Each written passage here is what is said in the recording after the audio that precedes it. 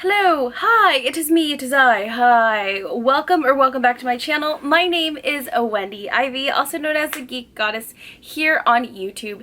And today we are back with another video and I'm so excited because today I'm going to be giving you some book recommendations based off of different Inside Out characters. So let's go ahead and get started. Okay, so if this is your first time seeing me, hi, hello, welcome. My name is Wendy Ivy and I make videos about books and stuff. First off, I recently found something out, okay? So I heard that if you say hit the like button's supposed to like light up or something like that. So let me know if I say hit the like button.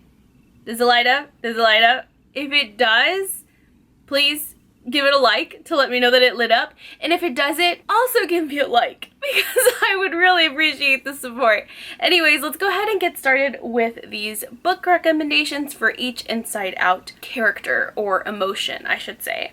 So we're going to start off with the classics. We're going to go ahead and start off with the most prominent emotion that was in Riley in the first movie, and that is going to be joy. And so for joy, I have Trust of the Emerald Sea by Brandon Sanderson.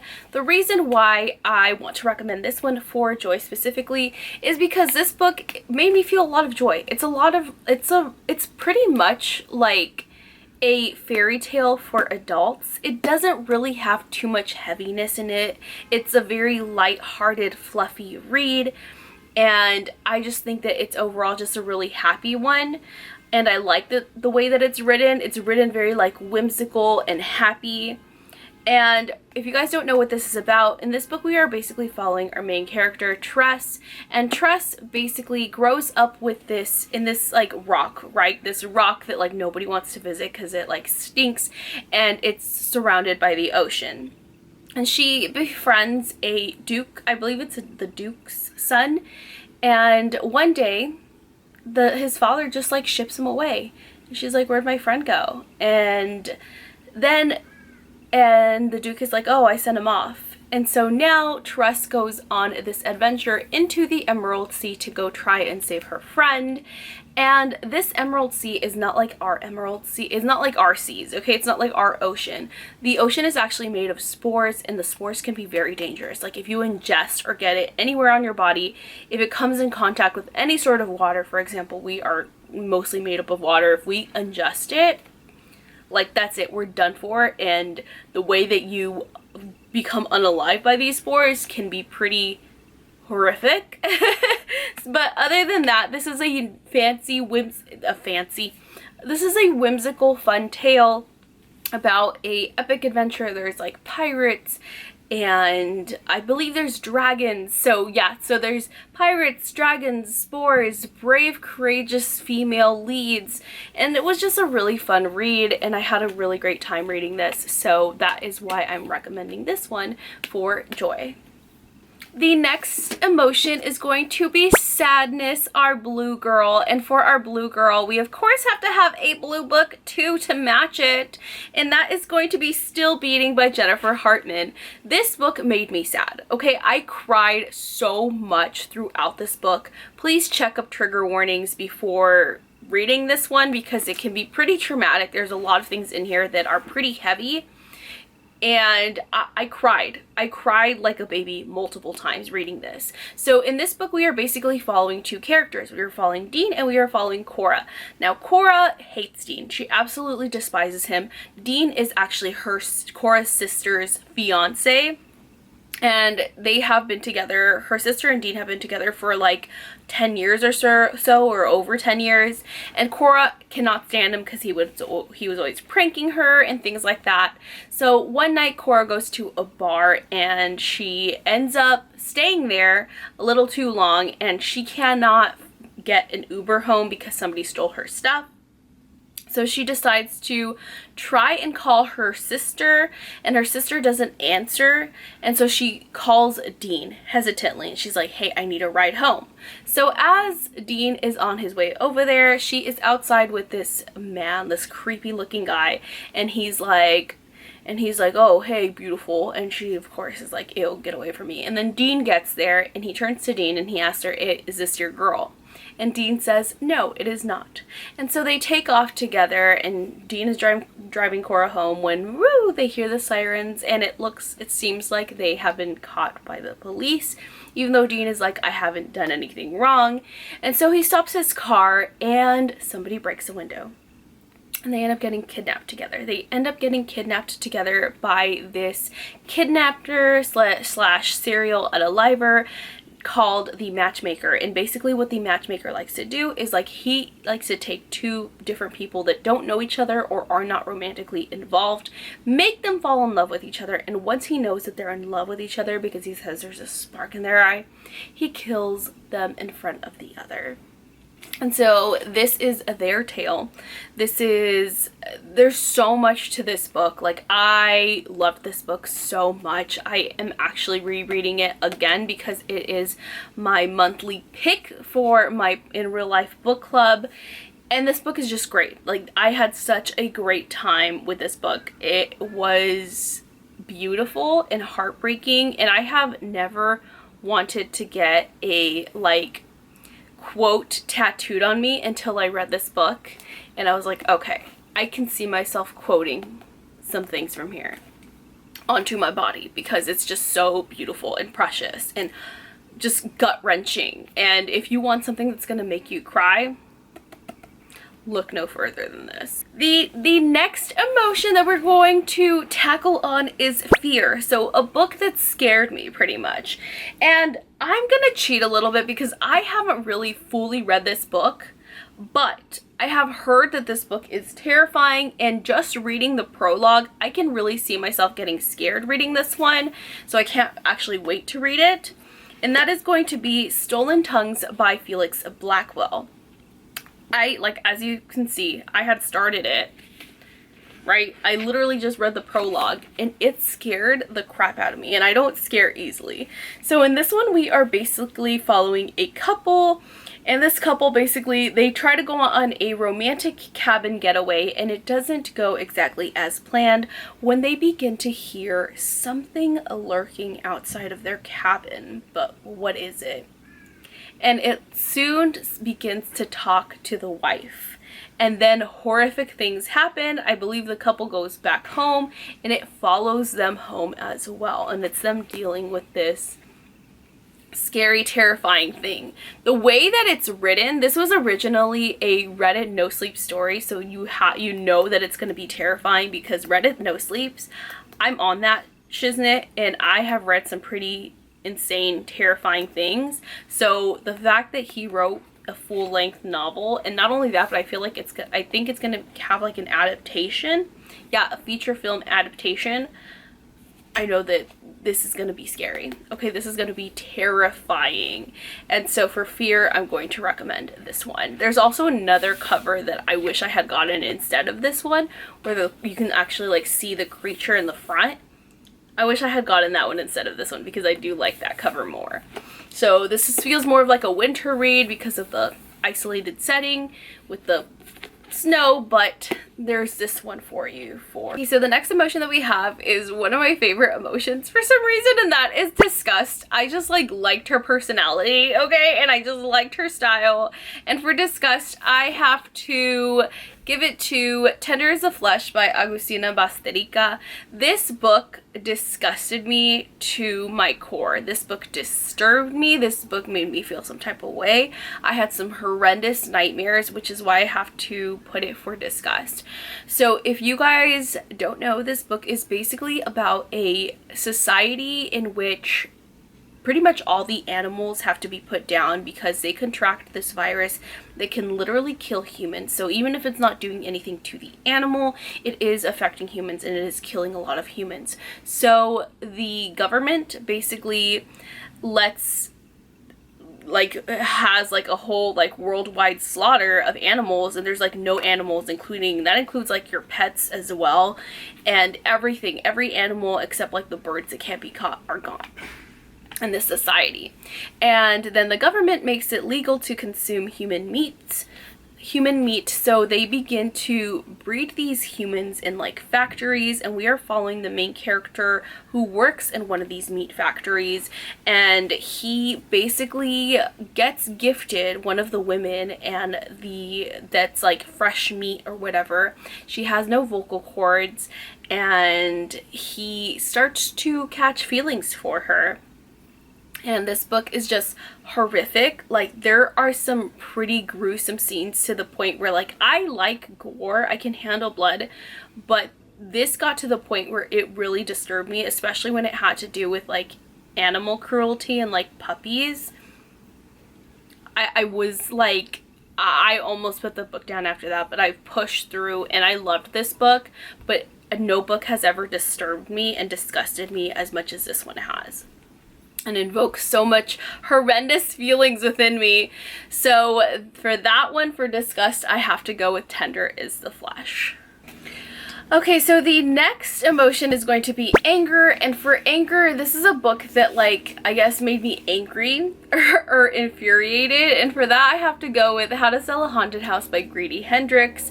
So Grady Hendrix tends to write a lot of characters that are pretty annoying and pretty irritating and like really anger you and like get under your skin, and this one was like the ultimate one. Like, I couldn't stand these characters, especially the brother in the story. So basically in this story we are following our main character, and she is basically packing up her parents' home because her parents just got into an accident and are now unalive. Now, her mother's or her parents' home is very strange. Okay, her mom was like a puppeteer for like church shows, so she has puppets and dolls literally all over the house. All over the house. One doll specifically named Pippin or Pumpkin? I forgot what it was named. I think it was like Pumpkin, something like that. Puppin? Something like that. So she basically goes into their house and she realizes that it is haunted, okay, and that some of these puppets are coming to life. And so she is dealing with trying to sell this house that is now haunted. That's not really the synopsis of it. It doesn't really involve the haunted house so much as like the hauntings within it, more specifically with whatever it's called. That puppet specifically. This book was so good.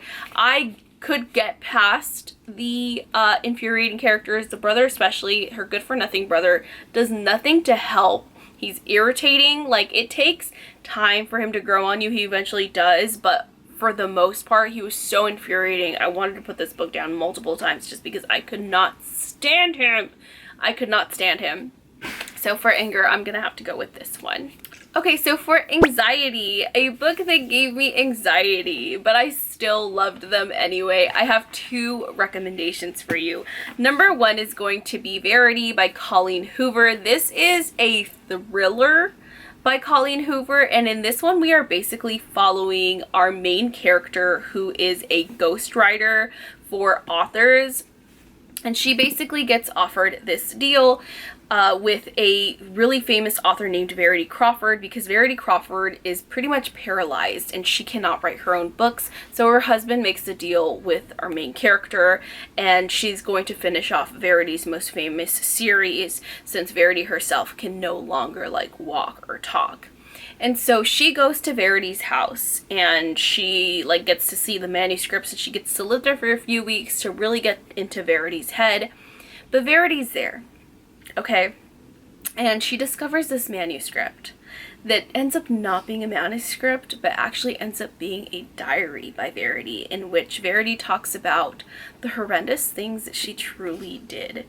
And it is creepy. It is great. It literally had me at the edge of my seat the whole way through. This is a book that you can sit down and read in pretty much one sitting. Like, I could not put this book down.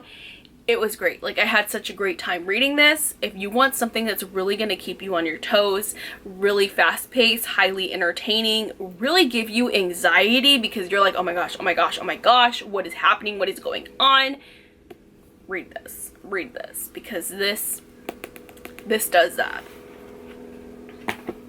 The next book recommendation that I have for you for anxiety is going to be Project Hail Mary by Andy Weir. This book, we are following our main character who basically wakes up with amnesia, and he realizes that he's on a spaceship in outer space. And not only does he know why he's not on a spaceship, he doesn't realize that his mission literally depends, like the Earth depends on his mission. If he fails his mission, which he does not even remember, the Earth is doomed. Okay, so we follow our main character as he tries to remember what exactly it is that he needs to do as he's floating around in space, as things, of course, like, obviously the stakes are high in this one. And it's so good. Like, I loved this book so much. I didn't think that I would like just one, that we're following, the fact that we're just following like one character, but we do have like a non-linear timeline where we go back and forth in time, when he was here on Earth and then when he was up in space. And not only that, but there's like unexpected allies, and there's just so much to this book. It's so good. It does really keep you on your toes because, again, the stakes are high. It's a very fast-paced read. I highly recommend the audiobook. I feel like it's very easy to follow. I feel like it's very, I don't know, I heard that if you read it physically, it's a little bit more difficult to follow and a little bit more complex versus listening to it. I think it was, I loved it. I loved it so much. I really enjoyed this one a lot. So that is Project Hail Mary for anxiety. All right, so the next one is Embarrassment. So for this one, this is a book that I actually have not read, but I have a little story for you. So when I was unwrapping this, or opening up the package for this book, I forgot that I had gotten the prints with it, and I didn't realize that the prints were also going to be a little bit more rated R. So my daughter opened up the package. My 9-year-old daughter opened up the package with me, and the picture fell out. And I was so embarrassed. So for that, I'm gonna have to give it to Behold Her by Emily Antoinette. And if you guys want to see, I can't show the like X-rated side, but I can show the side that's like not as X-rated, and it's this one here. So this painting slipped out, and as you can see, you can almost imagine what it looks like on the other side without the clothes on. That slipped out, and she saw that, and I was like, oh my goodness. And I don't know what this one is about, to be honest. I just saw it on TikTok, and this is a TikTok author, and I really want to do a vlog where I read like TikTok indie authors. And so that's going to be coming out, I think, next month, if I'm not mistaken, next month, or October, September, around there. And so yes, this one's going to be with Embarrassment. I love it because it's like a plus size main character, and this is a fantasy romance erotica. A lot of spice, Okay, so the next one is going to be Ennui, which is boredom. And for this one, I'm going to pick a book that bored me, and that is going to be Hall of Smoke by H.M. Long. So you can see I tabbed it about halfway through, and then I was like, you know what, I'm over this, I'm done with this book. At first, I really enjoyed it, and then we got further and further into the book, and I'm like, you know what, I hate this. I absolutely cannot stand this. And in this one, we are basically following our main character, Hessa, and Hessa is a Iyangi. She's like one of these like she's like one of these people that is very dedicated to this specific goddess. I believe she's like a goddess of war or something like that. And all her people like are unalive, and like she's the only Inagi left. And she basically has to complete this whole thing for the goddess. And then she like wins the goddess's favor, and she goes on this like adventure. The goddess like following her, and she has to like unalive this specific person. Because that's what the goddess told her to do. And so we're just following her on this quest, and it got pretty boring, to be honest with you. If I could like completely erase this from my head, I would. I think I have a little bit, because you saw my synopsis. It's not the greatest. So this book really bored me. I don't know why some people liked it. Some people, I guess, can like slower paced books, but I feel like if you are going on this epic adventure, this epic quest with a goddess of war at your side, I was expecting more fast-paced thrills. I was expecting to be more attached to the characters because we're following her story, and I was expecting to be more attached to her, and I just felt like she was very flat. She had no personality, and I just didn't have a great time reading this. So, holla smoke.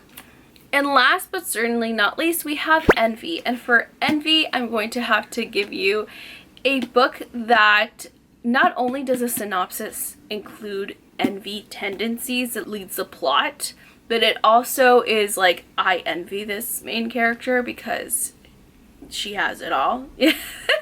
And that is going to be Sea of Ruin by Pam Godwin. This is the last book that I literally just finished reading.